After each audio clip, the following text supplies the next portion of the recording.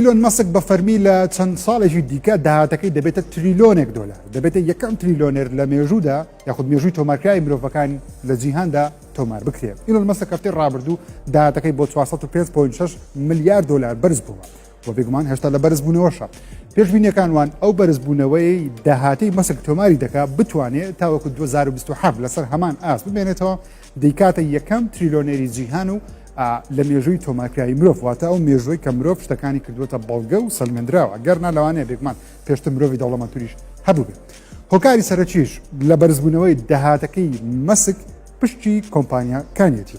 بەتایبەتیش دوای جیابوونەوەی لەگەڵ ترامپ کاریگەریی زۆر باشی کردێتە سەر داهاتی کۆمپانیاکانی مەسک. ئێستا زۆرینەی زەنگینەکانی ئەمریکا دەستیان بە پاڵپشتی لە کارەکانی مەسک کردووەتەوە، زۆرینەیان دیموکراتی ئەمریکین کە پێشتر بەهۆی نزیکبوونەوەی مەسک لە کۆماریەکان ترامپ ئەو خەڵکە لەی تۆڕە بوون دژایەتیان دەکرد.